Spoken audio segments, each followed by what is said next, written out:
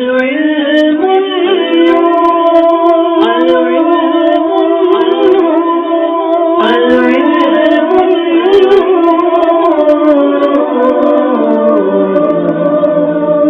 علم ایک نور ہے جسے اللہ عز و جل بندے کے دل میں ڈال دیتا ہے. علم نور ہے، علم نور ہے، علم نور ہے، علم نور ہے. چلو چلو. بسم اللہ الرحمن الرحیم. ولعلك علمت مما تلونا عليك في بيان الحاجة حد المنطق وتعريفه من أنه علم بقوانين تعصم مراعاتها الذهن عن الخطأ في الفکر. پیارے طلبہ اکرام، مصنف رحمۃ اللہ تعالی علیہ نے کل کے سبق میں وجہ تسمیہ منطق کی بیان کی تھی، پھر میزان کی وجہ تسمیہ بیان کی تھی، پھر کون کون اس کے واضعین ہیں ان کو بیان کیا گیا تھا. آج کے سبق میں مصنف رحمۃ اللہ تعالی علیہ جو ہے علم منطق کی تعریف کو بیان کرنا چاہ رہے ہیں کہ علم منطق کی تعریف کیا ہے، اور پھر اس کے موضوع کو بیان کریں گے، پھر اس کی غرض و غایت کو بیان کریں گے. اور فرماتے ہیں کہ آپ نے اس علم منطق کی تعریف کو حاجت کے بیان میں سمجھ لیا، اس لیے آپ کو سمجھ میں بھی آ گیا ہوگا کہ علم منطق کی تعریف کیا ہے. حاجت کا بیان یعنی جہاں پر یہ بتایا گیا تھا کہ علم منطق کی ضرورت پیش کیوں آئی، تو پھر بتایا گیا تھا تاکہ غور و فکر کرنے میں غلطی سے بچا جا سکے. تو علم منطق کی تعریف بھی یہی ہے جو آپ نے کس میں سمجھ لی، حاجت کے بیان میں سمجھ لی. وہ یہ کہ وہ ایسے قوانین کا جاننا ہے جن کی رعایت رکھنا ذہن کو غور و فکر کرنے میں غلطی سے بچاتا ہے. یہ علم منطق کی کیا ہے، تعریف ہے. یعنی اگر ہم ان قوانین کو جاننے کے بعد ان کی رعایت رکھتے ہیں، ان کے اکارڈنگ چلتے ہیں، ان کے مطابق چلتے ہیں، تو ذہن کو ہم غور و فکر کرنے میں غلطی سے بچا لیں گے. یہ ہے علم منطق. علم منطق کی اہمیت یہ ہے، آپ کو سمجھ میں آ گیا ہوگا. آئیے اس کا ترجمہ لگاتے ہیں. اتنے کا وَلَعَلَّكَ عَلِمْتَ مِمَّا تَلَوْنَ عَلَيْكَ فِي بَيَانِ الْحَاجَةِ حَدَّ الْمَنطِقِ.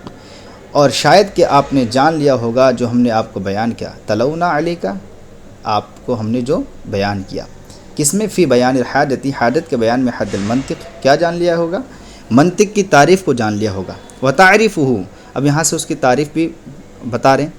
کہہ رہے ہیں وہاں تو بتا ہی دیا، اب تعریف اور بھی آپ سنیے تفصیل سے.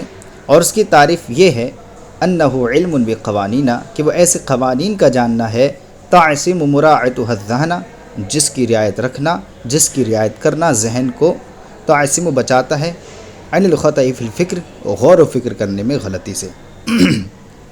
جس کی رعایت کرنا ذہن کو غور و فکر کرنے میں غلطی سے بچاتا ہے. یہ ہے علم منطق، یہ ہے علم منطق کی تعریف. اب اس کے بعد اگلی فصل میں مصنف رحمۃ اللہ تعالی علیہ جو ہے علم منطق کا موضوع بیان کر رہے ہیں. تو پہلے اس سے پہلے یہ بتائیں گے کہ ہر علم کا موضوع کیا ہوتا ہے. تو بتائیں گے کہ ہر علم، جو بھی کوئی علم پڑھتے ہیں ہم، اس علم کا موضوع وہ ہوتا ہے جس میں اس کی عوارض ذاتیہ سے بحث کی جاتی ہے. عوارض ذاتیہ سے بحث کی جاتی ہے یعنی اسی کے ارد گرد گھوما جاتا ہے، اس کے علاوہ کسی اور چیز کو نہیں چھوا جاتا، اس کے علاوہ اور کسی چیز سے بات نہیں کی جاتی. جیسے کہ ڈاکٹر ہے، ڈاکٹر کیا کرتا ہے، انسان کے بدن کو ہی دیکھتا ہے، چیک اپ کرتا ہے، کیا ہو گیا، گردے میں کیا ہو گیا، دل میں کیا پرابلم ہے، آنکھ میں کیا ہو گیا. تو ڈاکٹر کا جو ہے دیکھنا ہے انسان، وہ صرف کیا کرتا ہے، انسانی بدن کو، بدن انسانی کو صرف دیکھتا ہے. اس کے علاوہ نہ اس کا تعلق اس کے کپڑوں سے ہوتا ہے، نہ اس کے گھر سے ہوتا ہے، بلکہ اس کے پورے خالی جسم سے ہوتا ہے. ایسے ایک انجینئر ہوتا ہے، تو انجینئر صرف اگر بلڈنگ بناتا ہوتا ہے تو وہ صرف اسی کے بارے میں بات کرتا ہے، ریتا، سریا، سیمنٹ وغیرہ جو بھی چیزیں ہیں ان کے بارے میں، اس کے علاوہ اور چیزوں کے بارے میں بات نہیں کرتا ہے. تو یہ جو چیزیں ہوتی ہیں کہ خاص ایک ہی چیز کے مطابق بات کرنا، یہ ہیں اس کے عوارض، اسی کو کہتے ہیں عوارض ذاتیہ. اور جیسے علم نحو میں آپ نے پڑھا ہوگا، علم نحو کا موضوع جو ہے وہ کلمہ اور کلام ہے. تو اسی سے بحث کی جائے گی، کلمہ اور کلام سے، اس کے علاوہ اور کسی سے بحث نہیں کی جائے گی. تو فرماتے ہیں موضوع کل علم ما یبحث فیہ عن عوارضہ ذاتیہ، کہ ہر علم کا موضوع وہ ہے جس میں اس کے عوارض ذاتیہ سے بحث کی جاتی ہے.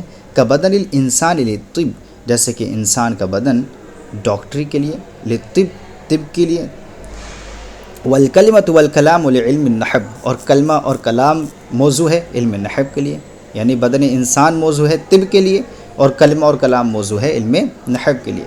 فموضوع المنطق، اب یہاں سے منطق کا موضوع بیان کر رہے ہیں کہ جب آپ نے سمجھ لیا کہ ہر علم کا موضوع کیا ہوتا ہے، یعنی اس کے عوارض ذاتیہ سے ہی بحث کی جاتی ہے، تو منطق کا موضوع کیا ہے، یہاں سے اب یہ بیان فرمانا چاہ رہے ہیں۔ تو یاد رکھیں منطق کا موضوع وہ معلومات تصوریہ اور معلومات تصدیقیہ ہیں جو مجہول تصوری اور مجہول تصدیقی تک پہنچا دے۔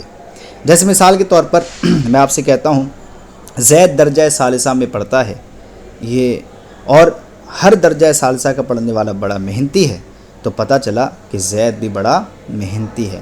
تو دو معلوم تصدیق ہم نے ملائی، اس کے ذریعے ہم نے کیا کیا، نامعلوم تصدیق کو حاصل کر لیا۔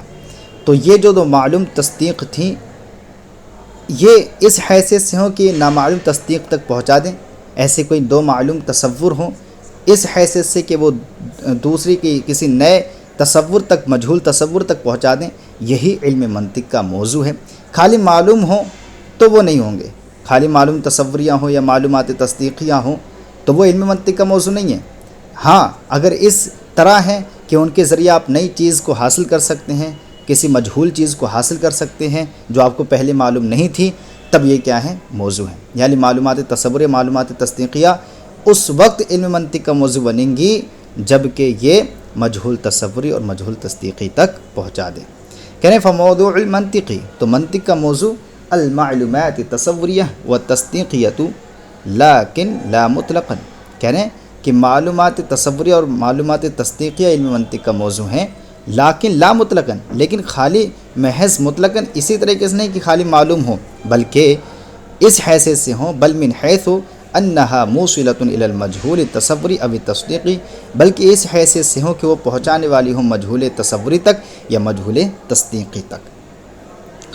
آگے مصنف رحمۃ اللہ تعالی علیہ جو ہے علم منطق کی غرض و غایت بیان فرمائیں گے۔ تو علم منطق کی غرض و غایت بیان کرنے سے پہلے کہہ رہے ہیں کہ ہر علم کی غرض و غایت ہوتی ہے۔ غرض و غایت کا مطلب مقصد ہوتا ہے، اس کا مقصد کیا ہے۔ جیسے ہم علم منطق کو پڑھ رہے ہیں تو اس کا مقصد کیا ہے، کچھ نہ کچھ تو ہوگا۔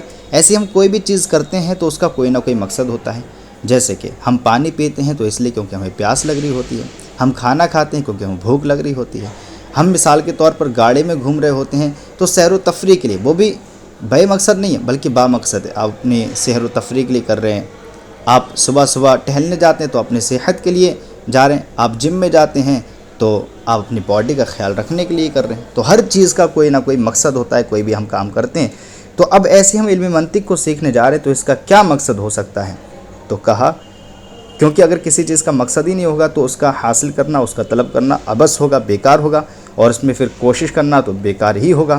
تو اس لیے کہا کہ ہر چیز کا ایک مقصد ہوتا ہے، اسی طریقے سے علم میزان، اس میں علم منطق کا بھی مقصد ہے، اس کی بھی غرض و غایت ہے۔ تو اس کی غرض و غایت کیا ہے، تو مصنف آپ کو بتائیں گے کہ اس کی غرض و غایت ہے فکر میں درستگی لانا، یعنی ہم جو فکر کرتے ہیں، غور و فکر کرتے ہیں، اس غور و فکر میں کیا کرنا، درستگی لانا، اور غور و فکر کرنے میں رائے کو غلطی سے بچانا۔ کہیں غلطی واقع ہو سکتی ہے تو اس غلطی سے محفوظ رہنے کے لیے ہمیں کیا کرنا پڑتا ہے، علم میزان، علم منطق کو سیکھنا پڑتا ہے۔ آئیے اب اس کا ترجمہ لگاتے ہیں۔ علم ان لکل علم و صناعۃ غایۃ، جان لیجئے کہ ہر علم اور ہر فن کے لیے جو ہے ایک مقصد ہے، ایک غایت ہے۔ وَإِلَّا لَكَانَ طَلْبُهُ عَبَثًا، ورنہ اس کا طلب کرنا کیا ہوگا، بے فائدہ ہوگا۔ وَالْجِدُّ فِيهِ لَغْوًا، اور اس میں کوشش کرنا بیکار ہوگا۔ وَغَایَةُ عِلْمِ الْمِیزان، اور علم میزان کا مقصد، علم میزان کی غرض و غایت کیا ہے، الْإِصَابَةُ فِي الْفِکر، فکر میں درستگی لانا، فکر میں کیا کرنا، درستگی لانا۔ وحفظ الرائے عن الخطأ فی النظر، اور غور و فکر کرنے میں رائے کو غلطی سے بچانا۔ امید ہے کہ آج کا آپ کو سبق سمجھ میں آیا ہوگا۔ اگر سمجھ میں آیا ہو تو ضرور آپ کمنٹ باکس میں اپنی رائے لکھیں اور ہمارے چینل کو سبسکرائب کریں اور اپنے فرینڈز کے ساتھ اس کو شیئر بھی کریں۔ السلام علیکم ورحمۃ اللہ وبرکاتہ۔